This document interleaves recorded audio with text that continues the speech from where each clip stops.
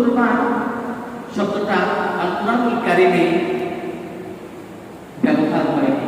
কোরআনে কুরবানের খুব কাছাকাছি শব্দ ব্যবহার করা হয়েছে নুসুক।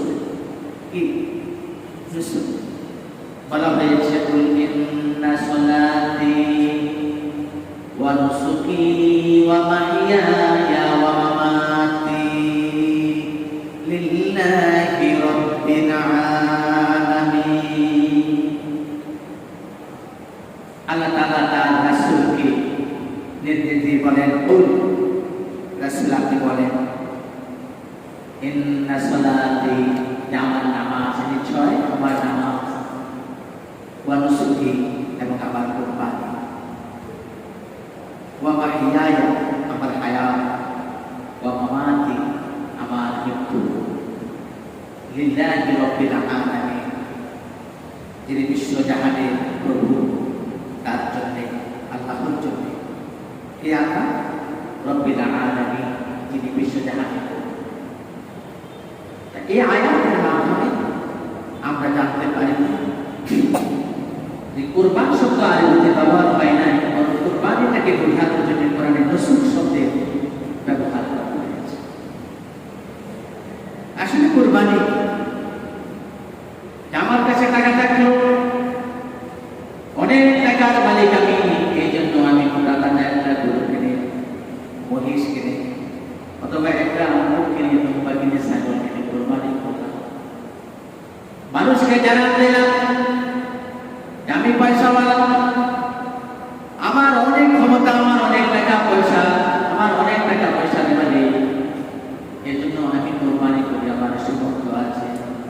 মূলত এটার নাম কোরবানি নয়, বরং কোরবানি হচ্ছে ওই কাজ যে আল্লাহ তাআলার সন্তুষ্টির নিমিত্তে একটি কাজ করতে গিয়ে যদি আরেকটি কাজ বা আরেকটি স্বার্থ নষ্ট হয়, আরেকটি স্বার্থ আল্লাহ তাআলার সন্তুষ্টি অর্জনের জন্য, আল্লাহ তাআলার হুকুম পরিপালন করার জন্য একটা কাজ করতে গিয়ে আমার আরেকটা স্বার্থ নষ্ট হয় অথবা আমি আর্থিকভাবে ক্ষতিগ্রস্ত হই, সেটাই হলো কি কুরবানি। সেটা কুরবানি। আর্থিক দান করা, একটা গরিব মানুষ আসলো আপনার কাছে, আপনার অনেক টাকা আছে, আপনি তাকে কিছু টাকা দিয়ে দেবেন, এটা না কুরবানি নয়, এটা না কুরবানি, এটা সাদাকা হতে পারে। বরং কুরবান হচ্ছে যেমন আল্লাহ তাআলা বলেছেন, ওয়াজাহিদু ফি সাবিলিল্লাহি বিআমওয়ালিকুম ওয়া আনফুসিকুম, যে তোমরা আল্লাহর রাস্তায় জিহাদ করো, তোমাদের সম্পদ এবং তোমাদের জান, জীবন এবং সম্পত্তি তোমরা আল্লাহর রাস্তায় সংগ্রাম করো দিনকে প্রতিষ্ঠিত করার জন্য। তো কোন ব্যক্তি যদি আল্লাহর রাস্তায় সংগ্রাম করতে যায়, তখন তার সময় বিনিয়োগ করতে হয়, তার সামর্থ্য বিনিয়োগ করতে হয়, এবং এই সংগ্রামরত অবস্থায় তার মৃত্যু হয়ে যেতে পারে।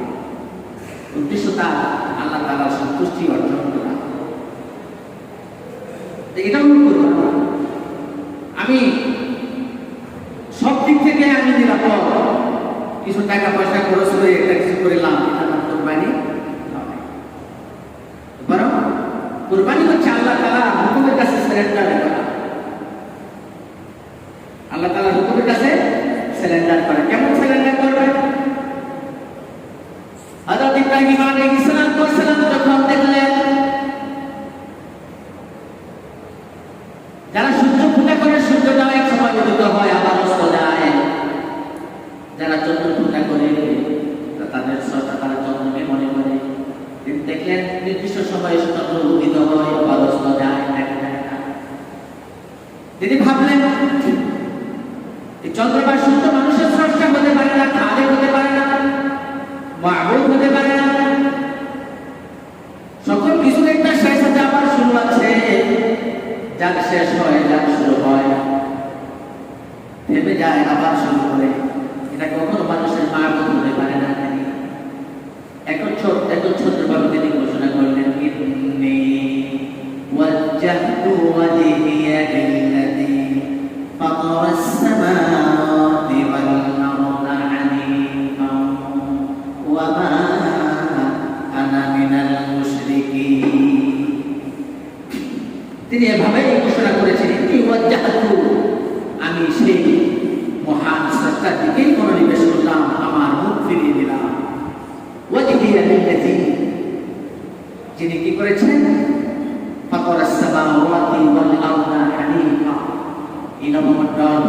সব কিছুর মালিক, আমি সেই স্রষ্টার দিকেই মনোনিবেশ করলাম। তাহলে কোরবানি কি? সিলিন্ডার কেন?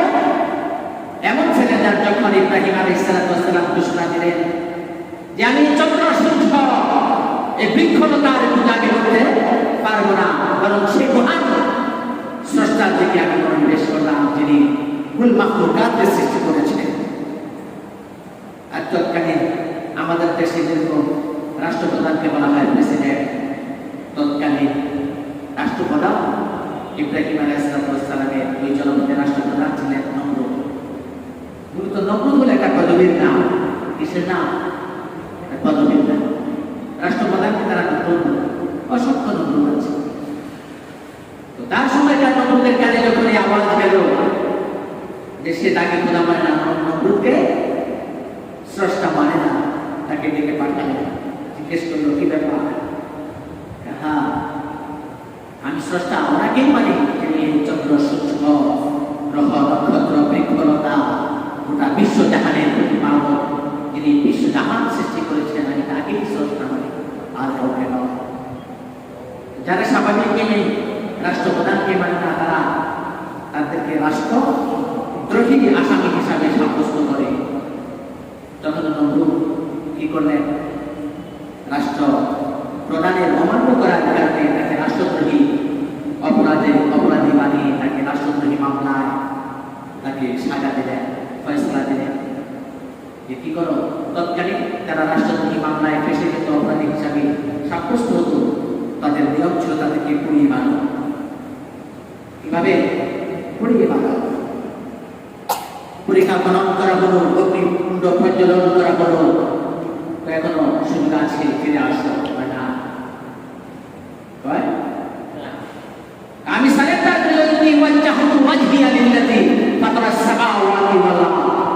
আমি সেই স্রষ্টার দিকে মনোনিবেশ করেছি, মুখ ফিরিয়ে দিয়েছি, আর ডানে বামে তাকানোর সুযোগ আমার নাই।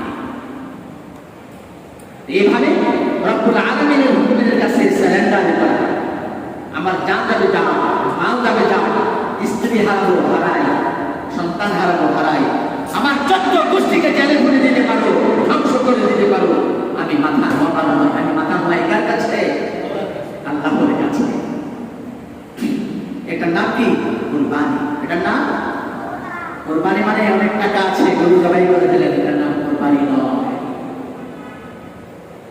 কুরবানি মানে হলো আল্লাহর হুকুমের কাছে নিজের জান মাল সবকিছু ক্ষতিগ্রস্ত হয়ে যাবে, তুমি আমি আল্লাহর হুকুমের কাছ থেকে দৌড়বো না। এটার নাম কি? কুরবানি। প্রিয় ভাইরা, এই ঈদ অর্থ আমরা জানি, ঈদ অর্থ হলো খুশি, আনন্দ। ঈদ আরবি শব্দ, এটা হলো পুনরায় আগমন করা। ঈদ মানে কি? পুনরায় আগমন করা, পুনরাগমন। যে উৎসব বা যে পর্ব, যে অনুষ্ঠান প্রতি বছর নির্ধারিত দিনে নির্ধারিত সময়ে ফিরে আসে, প্রতি বছর নির্ধারিত দিনে নির্ধারিত সময়ে যে উৎসব ফিরে আসে, যে আনন্দ ফিরে আসে, এটাকে বলা হয় ঈদ। সুতরাং প্রতি বছর ঈদুল আজহা জিলহজের 10 তারিখে ফিরে আসে কিনা? নির্ধারিত দিনে নির্ধারিত তারিখে নির্ধারিত সময়ে ফিরে পায়। এই জন্য এটাকে ঈদ বলা হয়। এই জন্য কি এটাকে ঈদ বলা হয়? ইসলাম সামাজিক আনন্দ উৎসবকে, ইবাদত জনকল্যাণের সাথে যুক্ত করেছে। ইসলামের এমন কোন ইবাদত নেই, হুকুম নেই যেটা মানবতা বিরোধী, মানব বিষয় নয়, মানুষের কল্যাণে লাগে না, মানুষের কাজে আসে না, এমন কোন হুকুম আল্লাহ তাআলা মানব জাতির জন্য দেন। এই জন্য কোরবানি, অনেকে মনে করে ইসলাম তো মানবতার ধর্ম, কল্যাণের ধর্ম, এই কথাটা কানার মন না দিয়ে শুনলে বুঝবেন না। পরে মসজিদের বাইরে গেলে সম্ভবত প্রদীপ এই ধরনের ঘটেছে, এই সত্যগত কথা যেন যুদ্ধ করতে না হয়, কানার মন দিয়ে শুনেন। ইসলাম ইসলাম মানবতার ধর্ম। বলেন ইসলাম কিসের ধর্ম? মানবতার কল্যাণের ধর্ম। মানবতার কল্যাণের ধর্ম। এই জন্য আমাদের দেশে অতি বুদ্ধিমান, অতি বুদ্ধিজীবী যারা আল্লাহ তাআলার হুকুমকে ভিন্নভাবে মূল্যায়ন করে যুক্তির কাছে। কিসের কাছে? যুক্তির কাছে। আমি বললে আপনারা চিনবেন, বেশ কয়েক বছর আগেরই কথা। আমি নাম বলবো না এখন। আমাদের দেশের বর্তমান তিনি জনপ্রতিনিধি, তিনি বলেছেন আমাদের দেশে মানুষ না খেয়ে মরছে, আর আমি এতগুলো গরু কোরবানি দেবো, এটা কিভাবে হয়? এই জন্য আমি কোরবানি না দিয়ে কোরবানির টাকা দরিদ্র মানুষকে দান করে দিয়েছি। তিনি ভেবেছেন যেটা অনেক সওয়াবের কাজ করেছে। বলেন নাউজুবিল্লাহ। এই নাউজুবিল্লাহ বলতে শরম লাগে? তাহলে বলেন না কেন? নাউজুবিল্লাহ বলতে শরম লাগে? আসেন, দান করা, সাদাকা করা, এটা আলাদা সওয়াব, এটা একটা আলাদা ইবাদত। আপনি ডান হাতে দান করবেন, বাম হাত খবর নেবেন। আপনি রাতে দিন দান করবেন, দিনে জানবে না। আপনি দিনের বেলায় দান করবেন, রাতের মানুষের খবর পাবে না। এক প্রতিবেশীর ঘরে আপনি আপনার দান পৌঁছে দেবেন, আরেক প্রতিবেশী জানবে না। সম্ভব হলে এভাবে দান করেন। এখন তো আমরা এক মুঠো খাবার দান করতে গিয়ে 100 বার ছবি তুলে না, এবং ছোট্ট একটা পোটলা যার ওজন ধরে 1 কেজি, এটাকে 5-6 জনে ধরে দান করতেছে। এই ছবিটা তোলে 1000 মানুষে। এরকম আছে না? আরে ভাই, যদি মানুষ 18 জন হয়, 18 জনের কাছে 18টা পোটলা দিয়ে 18টা ছবি তুলো, তারপরেও তো একটা যুক্তি থাকে। খাবারের পোটলার ওজন 1.5 কেজি, এটাকে 18 জনে ধইরা 9 জনের পোটলা একটা নিয়ে 18 জনে টানাটানি করতেছে। এরকম আছে না? নাই? নির্লজ্জ ব্যাপার, এগুলো নির্লজ্জ না। আপনি 18 জন মানুষকে 18টা পোটলা দেন, 18টা ছবি তোলেন, কোনো সমস্যা নাই। যেহেতু ছবি তুলতে চান তোলেন, যদিও এক্ষেত্রে আপনার তাকওয়া হ্রাস পায়, তাকওয়া হ্রাস পায়, আপনার আল্লাহ ভীতি কমে যায়। এই জন্য কি করবেন? এই কথাটা মনে রাখা দরকার যে দান করা, সাদাকা করা, মূর্খ মানুষের, ক্ষুধার্ত মানুষের মুখে খাবার তুলে দেওয়া, এটা একটা আলাদা ইবাদত। বলেন এটা কি? একটা আলাদা ইবাদত। এটা দিনের যে কোনো সময়ে দেয়া যায়, যে কোনো মাসে দেয়া যায়, যে কোনো সময়ে দেয়া যায়। এই সমস্ত হত দরিদ্র মানুষের কাছে অনুদান দান করার জন্য, সাদাকা করার জন্য কোনো নির্ধারিত সময়, মাস, প্রেক্ষাপট প্রয়োজন হয় না। যখনই আপনার দরজায় মানুষ আঘাত করবেন আর বলে মা গো, খালা গো, ভাই গো, বন্ধু গো, বাবা গো, আমাকে কিছু খাবার দেন, আপনার ঘরে যদি খাবার থাকে, দেওয়ার মতো কোনো কিছু থাকে, তো ফিরে আসবে, আপনি তার হাতে তা তুলে দেন, কোনো সমস্যা নাই। আর আপনি যদি মনে করেন আমার প্রতিবেশী, আমার আত্মীয় স্বজন, কাছের মানুষ, পাশের মানুষ, অথবা দূরের মানুষ আমার আত্মীয়, অভাবে আছে, অনটনে আছে, কষ্টে আছে, দুঃখে ভারাক্রান্ত, অনেক কষ্টে দিনাতিপাত করে, আপনি তার মানব কল্যাণের নিমিত্তে, তার হিতাকাঙ্ক্ষী হিসাবে রাতের অন্ধকারে তার বাসায় আপনি খাবারের পোটলা পৌঁছাইয়া দেয়। সে সর্বে ডরে, কারোর কাছে যায় না, হাত পাতে না, তবে কষ্টে আছে। তবে কষ্টে আছে এরকম মানুষ নাই? আছে।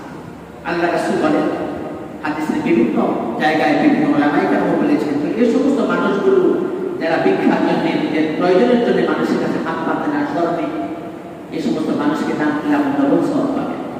তার কারণ আপনি মানুষের প্রয়োজনটা অনুভব করেছেন। এই প্রয়োজন অনুভব করতে পারা, দুঃখে দুঃখী হওয়া, এটাও একটা বিবাদ। আর কিছু দান যদি দান করতে পারেন, এটা আলাদা একটা সওয়াব। তার ঘরে গমের বস্তা, চালের বস্তা, আলুর বস্তা মাথায় করে দিয়ে পৌঁছে দেন। খলিফাতুল মুসলিমিন হযরত ওমর ফারুক রাদিয়াল্লাহু তাআলা এভাবে অভাবী মানুষের ঘরে খাবার পৌঁছে দিতেন তাদের অন্তরে। আপনি যদি বলেন ইসলামের খলিফা হযরত ওমর ফারুক রাদিয়াল্লাহু তাআলার অনুসারী আমি হতে চাই, তাহলে আপনি কি করেন? নিজের মাথায়, নিজের কাঁধে তুলে নেন খাবারের পোটলা, চালের বস্তা, তাদের পাশে পৌঁছে দেন। যদি মনে করেন যে না শারীরিকভাবে আমি অক্ষম, আমার শরীরটা ঠিক নয়, তাহলে একটা রিক্সায় তুলে দেন, পৌঁছে দেন। কাঁধে করে নিতে হবে, শর্ত সেটা নয়, শর্ত হচ্ছে পৌঁছে দেওয়া। শর্ত হচ্ছে পৌঁছে দেওয়া। তৎকালীন যুগে হয়তো ওইরকম যানবাহনের ব্যবস্থা ছিল না, একটু তারা নিজেরাই কাঁধে করে নিয়েছে। আপনি এখন রিক্সা আছে, গাড়ি আছে, পৌঁছে দেন। আর যদি ঘোষণা দেন জায়গায় ত্রাণ বিতরণ করা হবে, সবাই আসবে, এটা অভদ্রতা। এটা কি অভদ্রতা? একজন মানুষ কত দরিদ্র অভাবী মানুষ হিসাবে আপনার কাছে লাইন ধরে দাঁড়াবে, আপনার এখানে কি মানব মর্যাদা আপনার সাথে এটা কি লোক পায় না, হ্রাস পায় না? হ্রাস পায়। যার প্রয়োজন আছে, কিন্তু প্রয়োজন থাকা সত্ত্বেও তিনি চক্ষুলতায় সেখানে আসবেন। এখানে মানবিক হন, এখানে আত্মমর্যাদা আর মানব মর্যাদা রক্ষা করে, এগুলো খেয়াল রাখবেন। আসল আসল কথা এটা। এই জন্য এ ধরনের যুক্তি দেখানো যাবে না যে আমার কাছে কোরবানি আমি করলে লক্ষ টাকা দিয়ে কোরবানি করতে পারি। আমি চাই আমার দেশ এলাকার 100 পরিবারে 1 লক্ষ টাকা দিয়ে আমি তাদেরকে ভাগ বাটোয়ারা করে দিব, তারা উপকৃত হবে, তারা তাদের অভাব পূরণ করবে কোরবানির টাকা দিয়ে। না ভাই, এটা করা যাবে না। আপনার যুক্তির কাছে আল্লাহ তাআলার হুকুম, আল্লাহ তাআলার হুকুমের কাছে আপনার যুক্তি বিকল, মনে রাখা দরকার। আপনি সারা বছর কোথায় ছিলেন? মানব দরদি। কোরবানির ঈদে কোরবানির টাকা দিয়ে আপনি মানব দরদি হবেন, আপনার মতো ইমানদার আল্লাহর প্রয়োজন নেই। মনে রাখবেন, নিসাব পরিমাণ সম্পদ যদি ঈদের দিন সকালেও কোন মানবী কোন নারী বা পুরুষের মালিকানায় চলে আসে, নিসাব পরিমাণ সম্পদ কতটুকু ভালো করে বুঝে নেন। অনেকে নিজের স্ত্রীর নামে, নিজের নামে বেনামে বিভিন্ন ভাবে টাকা পয়সা অলংকার গচ্ছিত রাখেন, আর যাকাতের সময় যাকাত দেন না, কোরবানির সময় করে না। আমি তো দিচ্ছি, সমস্যা কোথায়? সমস্যা কোথায়? মানে সমস্যা তো আপনার ব্রেনে, আপনার মনে, মগজে। আপনি শয়তানের অনুসরণ করেন, আল্লাহর হুকুমের কাছে আপনি সারেন্ডার করেন। এটাই তো সবচেয়ে বড় সমস্যা। স্বাভাবিকটাকে স্বাভাবিক রাখেন, অন্য জায়গায় নেন কেন? কোরবানির মাসালা ভিন্ন। যদি জিলহজ মাসের 10 তারিখ সকালেও, 11 তারিখ সকালেও, অথবা 12 তারিখ সকালেও যদি আপনার মালিকানায় নিসাব পরিমাণ সম্পদ, কতটুকু নিসাব পরিমাণ সম্পদ? 52.5 তোলা, রৌপ্যের মূল্য যতটুকু বর্তমান বাজার দর অনুযায়ী, ততটুকু সম্পদের মালিক যদি আপনি হয়ে যান, আপনার উপর কোরবানি ওয়াজিব। আপনি যদি এমন অবস্থায় কোরবানি না করেন, আল্লাহ রাসূল ঘোষণা দিয়েছে এই ধরনের মুসলিমরা যেন আমার ঈদগাহে না আসে। কথা বুঝতে পেরেছেন? হুজুর, ঈদের মাঠে না গেলে সমস্যা কোথায়? নাই গেলাম। সমস্যা আল্লাহর নেই, সমস্যা আপনার। আপনি আল্লাহর দাসত্ব করেন না, আপনি আল্লাহর হুকুম মানেন না, আপনি শয়তানের পদাঙ্ক অনুসরণ করেন, আপনি জাহান্নামের অনুসারী হতে চান। আমাদের কোনো সমস্যা নেই।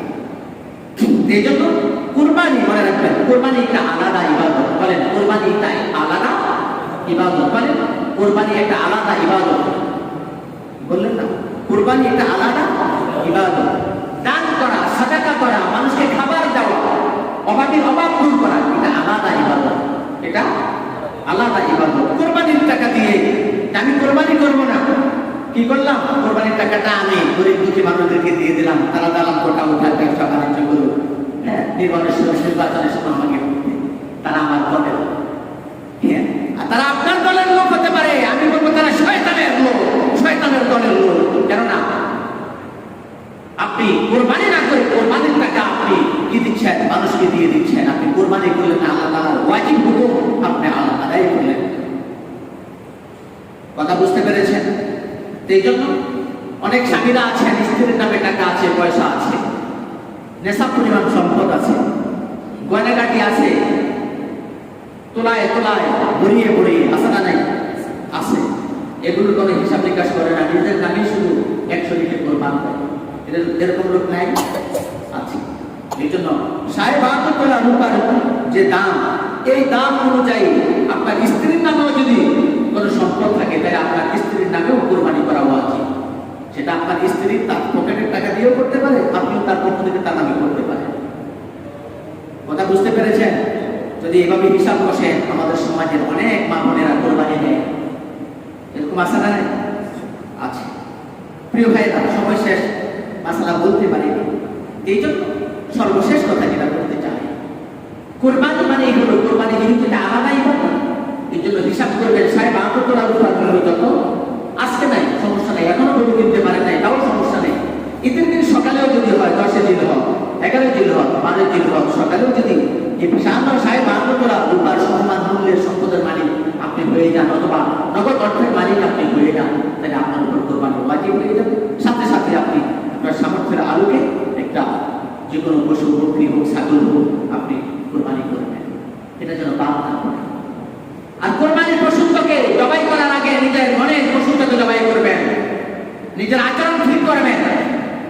এ কথা দিয়ে সর্বশেষ কথা বলতে চাই, হযরত ইব্রাহিম আলাইহিস সালাম যেমন আল্লাহর হুকুমের কাছে সিলিন্ডার করেছেন, নমরুদের কাছে মাথা নত করেন, নমরুদের কাছে মাথা নত করেননি। একটা পর্যায়ে ইব্রাহিম আলাইহিস সালামকে আল্লাহ তাআলা হুকুম করেছে, তুমি তোমার সন্তানকে কোরবানি করো। ইব্রাহিম আলাইহিস সালাম যুক্তি দেখাতে পারতেন, যে রব 84 বছর বয়সে একটা সন্তান দিয়েছিল, আমার এটা নিতে চাও, এটা দিনের কাজ করবে, ইসলামের কাজ করবে, আমারও বর্তমানে এটা থাকুক। যুক্তি দেখাতে পারতেন না, দেখান নাই, বরং আল্লাহর হুকুমের কাছে নিজের সন্তানকেও সঁপে দিয়েছে। এই মেসেজগুলো আমাকে আপনাকে সবাইকে বলে দেয়, পরিস্থিতি যত ভয়াবহ হোক, আল্লাহর হুকুমের কাছে কোনো যুক্তি চলবে না, বরং নিজের জান আর মানকে সঁপে দিতে হবে, নিজের জীবনকে সঁপে দিতে হবে, নিজের সম্পদকে সঁপে দিতে হবে। আল্লাহর হুকুমের কাছে কোনো যুক্তি চলবে না। পরিস্থিতি যত ভয়াবহ, আল্লাহ তাআলা আমাদেরকে যথাযথভাবে কোরবানির শিক্ষা গ্রহণ করার তৌফিক